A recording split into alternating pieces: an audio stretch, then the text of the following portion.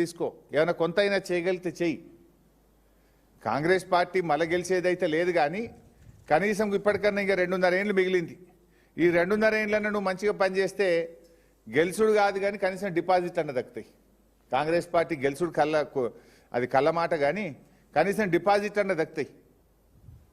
చిల్లర మాటలు బంద్ చేసి, ఆ ఫ్రస్ట్రేషన్ బంద్ చేసి, వారు అనేక విషయాలను రాష్ట్రాన్ని దృష్టిలో పెట్టుకొని మాట్లాడిండ్రు. వాటిని ఒక బాధ్యత కలిగిన ప్రతిపక్ష నాయకుడిగా ఆయన చెప్పిన మాటలను పరిగణలోకి తీసుకుంటే కనీసం మీకు ఇన్ని డిపాజిట్లు అన్న దక్కుతాయి. నిన్న మధ్యాహ్నం దాకా కూడా మీరు చూసింది ఇంకో డ్రామా నడిపిండు రేవంత్ రెడ్డి గారు. నేను ఢిల్లీకి పోతే సీఎంఓ నుంచి లీకులు ఇచ్చుడు, మీడియా వాళ్ళకి చెప్పి బ్రేకింగ్లు పెట్టించుడు. అంటే నీకు విషయం ఉన్నోడు ఈ పని చేయడు, విషయం లేని వాళ్ళే ఈ చిల్లర పనులకు దిగుతుంటారు. నేను మా పార్టీ అధినేత గౌరవనీయులు కేసీఆర్ గారి సూచన మేరకు, వారి చెప్పిన పని కోసం రవిచంద్ర ఎంపీ గారు, నేను, వినోద్ కుమార్ గారు, మేము ముగ్గురం ఢిల్లీకి పోయినాం. దట్స్ ఓపెన్గా శంషాబాద్ ఎయిర్పోర్ట్ నుంచే పోయినాం ఢిల్లీకి. దాంట్లో పెద్ద సీక్రెట్ లేదు, అంతకంటే రహస్యము లేదు. సరే, కాళేశ్వరంకి సంబంధించిన కేసు రేపు జడ్జిమెంట్ ఉంది. సహజంగానే ధర్మం మీద, న్యాయం మీద మాకు నమ్మకం ఉంది. డెఫినెట్గా మేము గెలుస్తామనేటువంటి విశ్వాసం మాకు ఉంది. సరే, గెలిస్తే రాష్ట్ర ప్రభుత్వం సుప్రీంకోర్టుకు పోతే మేము కేవిట్ వేసుకోవాలి.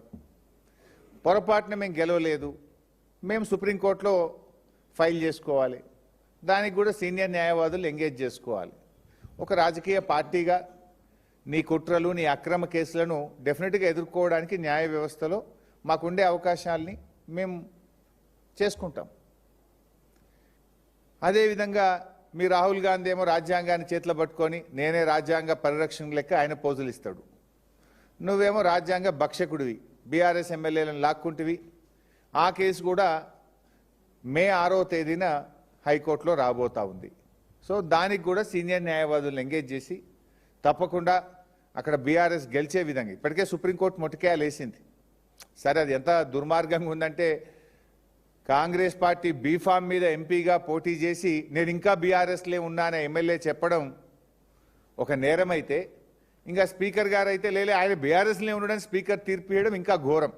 సరే, వీటన్నిటి సంగతి కూడా రేపు న్యాయస్థానాల్లో తప్పకుండా మేము గెలుస్తాం, మాకు నమ్మకం ఉంది.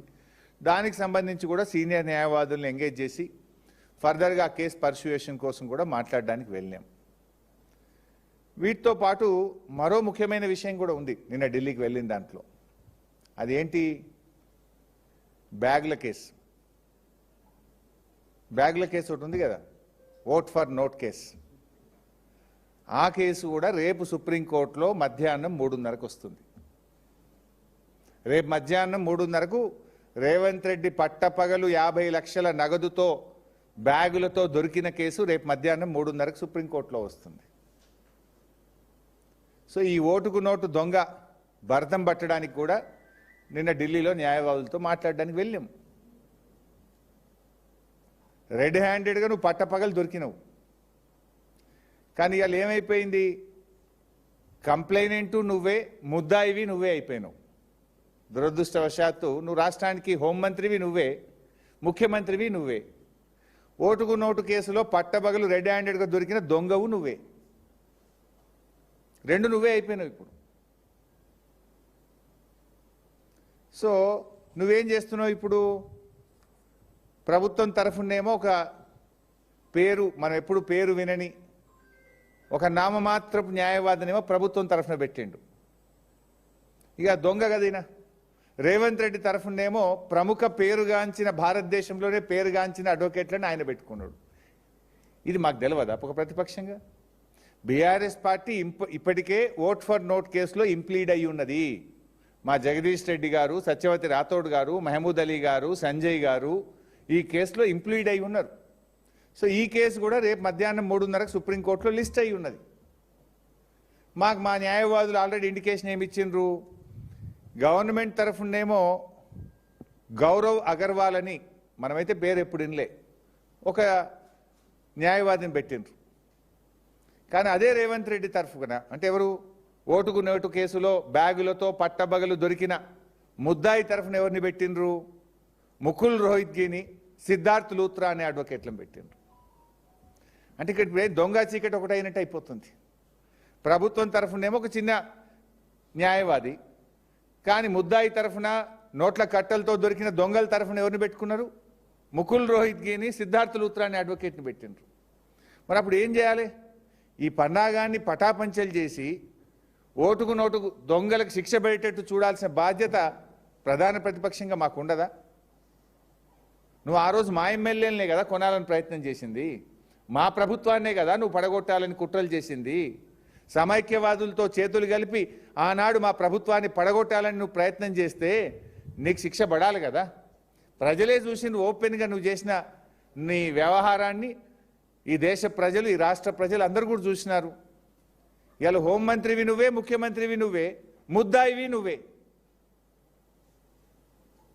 అందువల్ల ఈ కేసులో డెఫినెట్గా ఒక మంచి న్యాయవాదులను పెట్టి బీఆర్ఎస్ పార్టీ తరఫున బలమైన వాదనలు వినిపించే ప్రయత్నం కూడా నిన్న చేసినాం. మేము లీగల్ ఎక్స్పర్ట్స్ని కలవడానికి, సీనియర్ అడ్వకేట్స్ని కలవడానికి వెళ్ళాం. ఒకటి ఓట్ ఫర్ నోట్ కేసు, రెండు మా ఎమ్మెల్యేలను, బీఆర్ఎస్ ఎమ్మెల్యేలను కాంగ్రెస్లో చేర్చుకున్నావు, ఆ కేసు మే 6వ తేదీన రాబోతా ఉంది. మూడు కాళేశ్వరం కేసులో మేము గెలుస్తామనే విశ్వాసం ఉంది. గెలిచినా కేవిట్ వేయడానికి, పొరపాటున మాకు అనుకూలంగా తీర్పు రాకపోయినా సుప్రీంకోర్టులో రిట్ పిటిషన్ వేయడానికి న్యాయవాదులతో మాట్లాడడానికి పోయినాం. ఇది పార్టీగా మా నాయకుడు ఆదేశించిండు. నాయకుడు ఆదేశం ప్రకారం మేము ముగ్గురం, మా వినోద్ కుమార్ గారు సీనియర్ న్యాయవాది, పార్లమెంట్ సభ్యులు రవిచంద్ర గారు కలిసి వెళ్ళి అక్కడ న్యాయవాదులతో మాట్లాడినాం. నీలాంటి దొంగలకు శిక్ష పడాలి, నీలాంటి సమైక్యవాదులకు, నీలాంటి ప్రభుత్వాలను పడగొట్టాలని కుట్ర చేసిన వాళ్ళకు, ఎందుకంటే నువ్వు 4.5 ఏళ్ల నుంచి స్టే మీద బతుకుతున్నావు కదా. నువ్వు ఇవాళకి నీ మీద కేసు ఉంది. ఆ స్టే మీదనే నువ్వు ఈరోజు ఆ కేసు విచారణ జరగకుండా 4.5 సంవత్సరాల నుంచి స్టే మీద నువ్వు ఇవాళ ముఖ్యమంత్రిగా ఉన్నావు. ఒకసారి స్టే వెకెట్ అయిందంటే నీ కుర్చీకే ముప్పు ఉన్నది. స్టే వెకెట్ అయిందంటే నువ్వు జైలుకి పోతావు. కనుకనే ఇవన్నీ డ్రామాలు చేస్తున్నావు నువ్వు.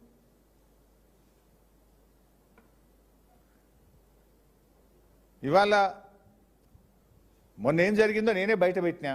రాత్రేమో రాహుల్ గాంధీతో ఉన్నాడు, పొద్దుగాలు లేచే వరకు ఆర్ఎస్ఎస్, ప్రముఖ ఆర్ఎస్ఎస్ నాయకుడు, బీజేపీ ప్రభుత్వ కేంద్ర మంత్రి శ్రీనివాస్ వర్మ ఇంట్లో పొద్దుగాల టిఫిన్కు తేలిండు.